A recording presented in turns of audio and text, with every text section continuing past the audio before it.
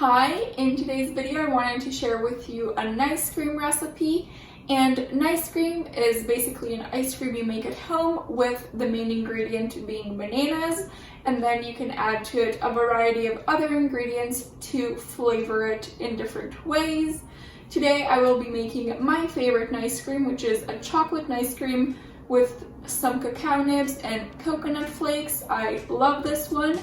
But I will also share with you a variety of ways that you can tweak it in order to fit your taste best. And one reason this is called ice cream is because no cows have suffered for us to get this delicious treat.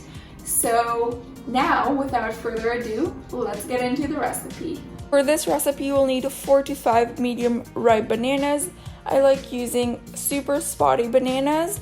Today I had only 3 of those and 2 that weren't as ripe but still good. And then all you have to do is just peel them, cut them into pieces of about 1 to 2 inches, and freeze them for a few hours or overnight. I just like having a bag of frozen bananas in my freezer at all times. Whenever I get ripe bananas, I add them in, so I have it for ice creams or smoothies. And also for this recipe, you will need a 1/4 cup of coconut milk or any other plant-based milk. I just like the creaminess of the coconut milk. You will also need a 1/4 cup of cacao powder. I use raw cacao powder. And you will need half a teaspoon vanilla powder or 1 teaspoon vanilla extract. And then for the add-ons, I like to add a 1/4 cup of cacao nibs and a 1/4 cup of coconut flakes. Now let's get into how to make the ice cream and customize it. So start by adding into a blender cup your cacao powder, vanilla extract, coconut milk, and the bananas. I like to add the bananas last. And then blend it up until it gets to a nice smooth consistency. I believe you can also make an ice cream inside a food processor. I've never given it a try, but I've seen others do it.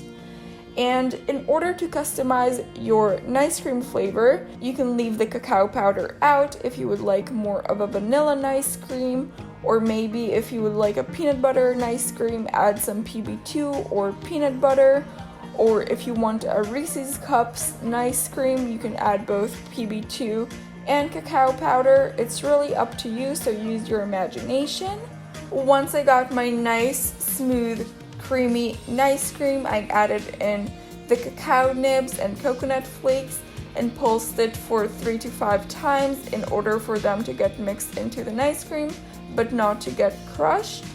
And again, you can vary whatever you decide to add into your ice cream. It can be anything such as nuts, chocolate chips, dried fruit, or anything else you enjoy. Then, when serving it, you have 2 options. You can either serve it right away when you finish making it, and then it's more like a soft serve or a frozen yogurt, and it tastes really great that way.